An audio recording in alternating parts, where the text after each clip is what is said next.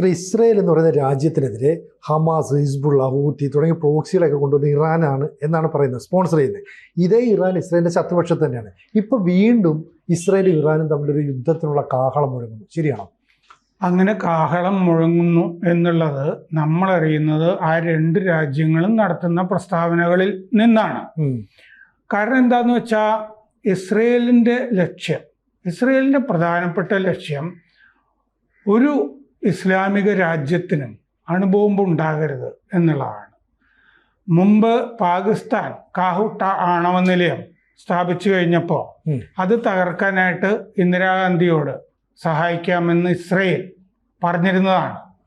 അത് ഇന്ദിരാഗാന്ധി സമ്മതിക്കാത്തത് കൊണ്ടാണ്. ഞങ്ങൾക്ക് ജാംനഗറിലോ ഗുജറാത്തില് എവിടെയെങ്കിലും ഇന്ധനം നിറയ്ക്കാനായിട്ടൊരു സൗകര്യം ചെയ്തു തന്നാൽ മതി, ബാക്കി ഞങ്ങൾ ചെയ്തോളാം എന്ന് പറഞ്ഞതായിട്ട് പുസ്തകങ്ങളിൽ തന്നെയുണ്ട്. അത് സമ്മതിച്ചിരുന്നില്ല. അപ്പോൾ ഇസ്ലാമിക രാജ്യങ്ങൾക്ക് അണുബോംബ് കിട്ടിയാൽ ഇത് ഭീകരരുടെ കയ്യിൽ ചെന്ന് ചേരാം, പിന്നെ ലോകത്തിന് ഇത് സമാധാനം ഉണ്ടാവില്ല എന്നുള്ളതാണ് ഇസ്രയേലിന്റെ കാഴ്ചപ്പാട്. അതുകൊണ്ടാണ് ഈ സിറിയയില് മുമ്പ്, അതായത് ഇറാന്റെ ആണവശാസ്ത്രജ്ഞന്മാരെ കൊല്ലുന്നു, ആണവ നിലയങ്ങൾ ആക്രമിക്കുന്നു. അതുകൊണ്ട് സിറിയയിൽ എന്നാൽ ഒരു ആണവ നിലയം തുടങ്ങാന്ന് പറഞ്ഞിട്ടൊരു പദ്ധതി ഇറാൻ ഉണ്ടായിരുന്നു. അതും ആക്രമിച്ച് തകർത്തിരുന്നു ഇസ്രയേല് തുടക്കത്തിൽ തന്നെ. അതെ, ഇപ്പോഴും യുദ്ധത്തിന്റെ ഇടയ്ക്ക് ആണവശാസ്ത്രജ്ഞന്മാരെ ലക്ഷ്യം വെച്ചല്ലോ. ഉറങ്ങിക്കിടന്ന ആണവശാസ്ത്രജ്ഞന്മാരെയൊക്കെ കൊന്നില്ലേ ഇസ്രയേല്? ഇത് തന്നെയാണ് അതിന്റെ കാരണം. ഇപ്പൊ എന്താന്ന് വെച്ച് കഴിഞ്ഞാൽ ആ ലക്ഷ്യം സാധിച്ചിട്ടില്ല. ഫോർദോയിലും നദാൻസിലും ഭൂമിക്കടിയിലായതുകൊണ്ട് അമേരിക്കയുടെ ബോംബറുകൾ വന്ന് ബോംബ് ചെയ്താലേ, കാരണം ഈ കോൺക്രീറ്റ് അടിയിലത്തത്, ഭൂമിയുടെ അടിയിലത്തത് തകർക്കാനുള്ള സൗകര്യങ്ങളൊക്കെ പറ്റുള്ളൂ. പക്ഷെ ഇപ്പൊ ഇറാനിലെ തന്നെ ഭരണകൂടം പറഞ്ഞത്, ഞങ്ങൾ അന്ന് ഇസ്രായേൽ ആക്രമണത്തിൽ ഞങ്ങളുടെ ഈ ആണവ കേന്ദ്രങ്ങൾക്ക് ഒരു കേടുപാട് സംഭവിച്ചില്ല, ഞങ്ങളുടെ സാങ്കേതികത അതുപോലെ ഉണ്ട്, ഞങ്ങൾ ഇനിയും ഉണ്ടാക്കും, ഞങ്ങൾ മാനവ പുരോഗതിക്ക് വേണ്ടിയിട്ടാണെന്നൊക്കെ പറഞ്ഞുള്ള ഒരു വെല്ലുവിളി ഇറാൻ നടത്തുകയും ചെയ്തിരുന്നു. റഫേൽ ഗ്രോസി, രാജ്യാന്തര ആണവ ഏജൻസിയുടെ ഡയറക്ടർ റഫേൽ ഗ്രോസി തന്നെ അവിടുത്തെ ആണവ നിലയങ്ങൾക്ക് ഭൂഗർഭ ആക്രമണത്തിൽ ഒന്നും സംഭവിച്ചിട്ടില്ല എന്ന് അദ്ദേഹം തന്നെ വ്യക്തമാക്കിയിട്ടുണ്ട്. മാത്രമല്ല, ഇപ്പോൾ ഉപഗ്രഹ ചിത്രങ്ങളിൽ കാണുന്നത് പുതിയ ആണവ സമ്പുഷ്ടീകരണ കേന്ദ്രം പിക്കാക്സ് മലയിൽ പണിതുകൊണ്ടിരിക്കുകയാണ് ഇറാൻ. ആ ഉപഗ്രഹ ചിത്രങ്ങളാണ് ഇസ്രയേൽ തന്നെ വീണ്ടും ഇരുത്തി ചിന്തിപ്പിക്കുന്നത്. വീണ്ടും ഒരു ആക്രമണം അനിവാര്യമല്ലേ എന്നുള്ള ചിന്തയിലേക്ക് വരുന്നത്. അപ്പോൾ ഈ കഴിഞ്ഞ വെള്ളിയാഴ്ച ഇറാനിൽ പല നഗരങ്ങളിലും മൊബൈൽ മുന്നറിയിപ്പ് സംവിധാനം ടെസ്റ്റ് ചെയ്തിരുന്നു. അതായത് ജനങ്ങൾക്ക് ഉടനെ ഒരു ആക്രമണം വരുന്നു എന്നുള്ള സൈറണൊക്കെ ഇല്ലേ, അതുപോലെ ആളുകളുടെ കയ്യിലുള്ള മൊബൈലിൽ മുന്നറിയിപ്പ് കൊടുക്കാൻ കഴിയുമോ എന്നുള്ള ടെസ്റ്റ് നടന്നിരുന്നു. സെലക്ട് ചെയ്ത യൂസർമാർക്ക് ടെസ്റ്റ് അലർട്ട് കൊടുത്തു. കഴിഞ്ഞ വെള്ളിയാഴ്ച രാവിലെ 10 മുതൽ 12 മണി വരെ ഒക്കെ പ്രാദേശിക സമയം, ആ സമയത്താണ് ഈ ടെസ്റ്റ് നടന്നത്. അപ്പോൾ ഈ സെൽ ബ്രോഡ്കാസ്റ്റിംഗ് സിസ്റ്റം ആണ് ഈ ടെസ്റ്റ് ചെയ്തത് അവര്. അപ്പോൾ സാധാരണഗതിയിൽ ഭൂകമ്പം, വെള്ളപ്പൊക്കം ഇങ്ങനത്തെ സംഗതിയൊക്കെ നടക്കുമ്പോഴാണല്ലോ ഈ ടെസ്റ്റ് ഇതുപോലത്തെ മുന്നറിയിപ്പ് കൊടുക്കുന്നത്. അപ്പൊ ഇങ്ങനൊരു മുന്നറിയിപ്പ് ഇറാൻ ചില നഗരങ്ങളിൽ പരീക്ഷിച്ചത് തന്നെ ഒരു യുദ്ധത്തിന് സജ്ജമായി കൊണ്ടാണ് എന്ന് റിപ്പോർട്ടുകൾ വന്നു. അപ്പോൾ സൗണ്ട് വഴി, വൈബ്രേഷൻ വഴി ഒക്കെയാണ് മുന്നറിയിപ്പ് കൊടുക്കുന്നത്.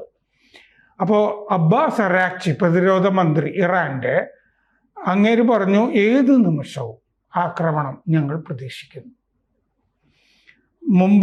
മുൻ സ്പീക്കർ ഇറാനിലെ അലി ലാരിജാനി പറഞ്ഞു, യുദ്ധം അവസാനിച്ചിട്ടില്ല എന്ന് മുൻ സ്പീക്കറും പറഞ്ഞു.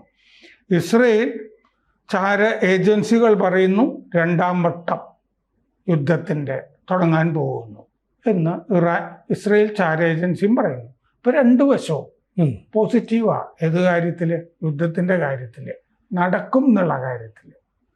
അപ്പോൾ ടെഹ്റാൻ സിറ്റി കൗൺസിൽ മേധാവി മെഹ്ദി ചാമ്രാൻ പറഞ്ഞു, പുതിയ ഷെൽട്ടറൊന്നും ഞങ്ങൾ ഉണ്ടാക്കിയിട്ടില്ല. ചില സ്ഥലങ്ങളിൽ ഷെൽട്ടറുകൾ ഉണ്ട്, അത് എവിടെയാണെന്ന് ഞങ്ങൾ പറയാൻ പോകുന്നില്ല. ചില മെട്രോ സ്റ്റേഷനുകൾ ഒക്കെയാണ് ഷെൽട്ടർ എന്ന് പറഞ്ഞാൽ അണ്ടർഗ്രൗണ്ടിൽ പോയി സ്റ്റേഷനിലിരിക്കുക. യുദ്ധം വന്നാൽ മെട്രോ, അണ്ടർഗ്രൗണ്ട് കാർ പാർക്കിങ്ങുകൾ, ബേസ്മെൻറ്റുകൾ, അവിടെയൊക്കെ പറ്റുള്ളൂ. ഇവിടെയൊക്കെ പക്ഷെ സാനിറ്റേഷൻ പ്രശ്നമാണ് അല്ലേ, മലമൂത്ര വിസർജനം, ആ സൗകര്യങ്ങളൊക്കെ പ്രശ്നമാണ്. അപ്പോൾ ജൂണിൽ ഗമനയി അണ്ടർഗ്രൗണ്ടിൽ പോയിരുന്നു ആക്രമണം നടക്കുമ്പോൾ. അങ്ങനെയാണ് ഗമനയി രക്ഷപ്പെട്ടത്. അപ്പോൾ അരാക്ചി പറയുന്നത് 12 ദിവസം, അന്ന് 12 ദിവസമായിരുന്നല്ലോ യുദ്ധം, അതിനേക്കാൾ കൂടുതൽ മിസൈൽ ഞങ്ങളുടെ കയ്യിൽ ഇപ്പോൾ ഉണ്ട് എന്ന് അരാക്ചി പറഞ്ഞു. എന്ന് പറഞ്ഞാൽ മിസൈൽ വാങ്ങിക്കൂട്ടിയിട്ടുണ്ട് ചൈനയിൽ നിന്നൊക്കെ എന്നർത്ഥം. ആണവ കേന്ദ്രങ്ങളൊക്കെ ഭദ്രമാണ്, ശത്രു പരാജയപ്പെട്ടു, ലക്ഷ്യം നിറവേറിയില്ല, അരാക്ചി പറഞ്ഞു. അപ്പോൾ ബ്രിഗേഡിയർ ജനറൽ അസീസ് നസീർ സോദെ പറഞ്ഞു, പ്രതിരോധ മന്ത്രി ഇറാനിലെ, അങ്ങേര് പറഞ്ഞു ആയുധ ഉൽപാദനം ആ യുദ്ധത്തിന് ശേഷം നന്നായി മെച്ചപ്പെട്ടു. അപ്പോൾ ആയുധങ്ങൾ ധാരാളം ഉൽപ്പാദിപ്പിക്കുന്നുണ്ട്. ന്യൂയോർക്ക് ടൈംസ് റിപ്പോർട്ട് ചെയ്യുന്നു 24 മണിക്കൂറും മിസൈൽ ഫാക്ടറികൾ ഇറാനിൽ പ്രവർത്തിക്കുന്നുണ്ട്.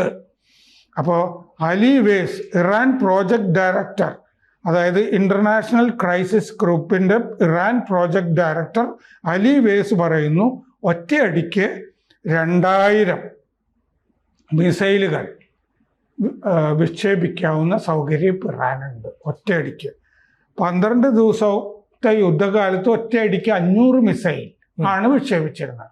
ഇപ്പം അതിൻ്റെ 4 ഇരട്ടി മിസൈൽ ശക്തിയിലാണ് ഇറാൻ നിൽക്കുന്നത് എന്ന് പറഞ്ഞു.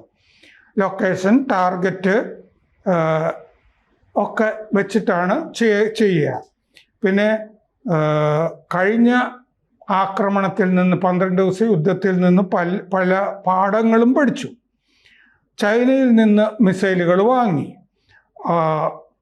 പിന്നെ ഓപ്പറേഷൻ പ്രോമിസ് 1 മുതൽ 3 വരെ, ഓപ്പറേഷൻ ട്രൂ പ്രോമിസ് എന്നല്ലേ പേരിട്ടിരുന്നത്. അതെ. അപ്പോൾ 1, 2, 3 വരെ, 2 കഴിഞ്ഞു, 3 സജ്ജമാണ്. ഫത്ത 1 മീഡിയം റേഞ്ച് ബാലിസ്റ്റിക് മിസൈൽ കയ്യിലുണ്ട്. ഹജ് ക്വാസം മിസൈലുണ്ട്. പിന്നെ ഖൈബർ ഷെക്കാൻ മിസൈലുണ്ട്. ഇതൊക്കെ കൂടുതൽ ഉൽപ്പാദിപ്പിച്ചിട്ടുമുണ്ട്. അമേരിക്ക കഴിഞ്ഞ യുദ്ധത്തിൽ അമേരിക്കയെ ഇസ്രയേൽ മനഃപൂർവ്വം വലിച്ചിട്ടതാണെന്നാണ് ഇറാൻ കരുതുന്നത്. പലതരം പ്രകോപനങ്ങൾ വഴി ശാസ്ത്രജ്ഞന്മാർ പട്ടാള മേധാവികളെയൊക്കെ വകവരുത്തി. പിന്നെ ഫോർദോയിലും നദാൻസിലും ഒക്കെ ആക്രമണം നടത്തി. പിന്നെ രാജ്യാന്തര ആണവ ഏജൻസി പറയുന്നത് അന്നത്തെ ആക്രമണത്തെക്കാൾ കൂടുതൽ ആയുധങ്ങൾ ഇപ്പോൾ ഉണ്ട് ഇവരുടെ കയ്യിൽ. ന്യൂയോർക്ക് ടൈംസ് പറയുന്നത് ആണവ കേന്ദ്രങ്ങളൊന്നും കാര്യമായി നശിച്ചിട്ടില്ല. 2015 കരാറ് റദ്ദാക്കിയിരുന്നല്ലോ. അത് പിന്നീട് UN ഇല്ലേ, അത് വീണ്ടും അത് പ്രമേയം വഴി വീണ്ടും ഉപരോധം ഏർപ്പെടുത്തിയിരുന്നു. 11 ബോംബിനുള്ള സമ്പുഷ്ടീകരിച്ച യുറേനിയം ഇറാന്റെ കയ്യിലുണ്ട് നില കണക്കാക്കുന്നത്. അപ്പോൾ റഫേൽ ഗ്രോസി, രാജ്യാന്തര ആണവ ഏജൻസിയുടെ ഡയറക്ടർ പറയുന്നത് 400 കിലോ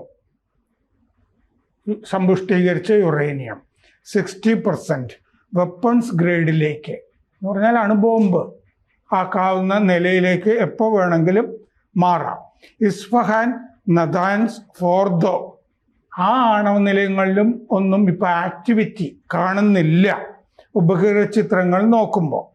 നദാൻസിനടുത്തുള്ള മല, അതാണ് പിക്കാക്സ് മല എന്ന് പറയുന്നത്, അത് നദാൻസിന്റെ അടുത്താണ്.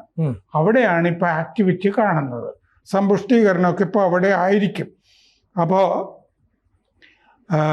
അവിടെ പണി തുടങ്ങിയിരിക്കുന്നുണ്ട്. നദാൻസിന് തെക്കാണ് ഈ മല, പിക്കാക്സ് മല. അവിടെ അതും അണ്ടർഗ്രൗണ്ടിലാണ്, മല തുരന്നിട്ടാണ് പിക്കാക്സ് മലയിലും സമ്പുഷ്ടീകരണം ഇപ്പം നടക്കുന്നത്.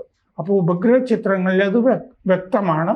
അപ്പോൾ അടുത്ത യുദ്ധത്തിന് ഇറാൻ ഒരു സാമാന്യം തകർന്നു എന്ന് കഴിയുന്ന ഇറാൻ ഇപ്പോൾ സജ്ജമാണ്. ഒരു പക്ഷേ 4 ഇരട്ടി സജ്ജമാണ് മിസൈലിൻ്റെ കണക്കൊക്കെ നോക്കിയാൽ. 2 കൂട്ടരും യുദ്ധത്തിനെ പറ്റി സംസാരിക്കുന്നുമുണ്ട്. അപ്പോൾ നമ്മളത് ചർച്ച ചെയ്യണമല്ലോ, ആഗോള മാധ്യമങ്ങളിലൊക്കെ അത് അങ്ങനെ വരുന്നുണ്ട്. കൂടുതൽ വാർത്തകളും വിശേഷങ്ങളും നിങ്ങളിലേക്ക് എത്താൻ ABC മലയാളം സബ്സ്ക്രൈബ് ചെയ്യുക, ബെൽ ബട്ടണും അമർത്തുക.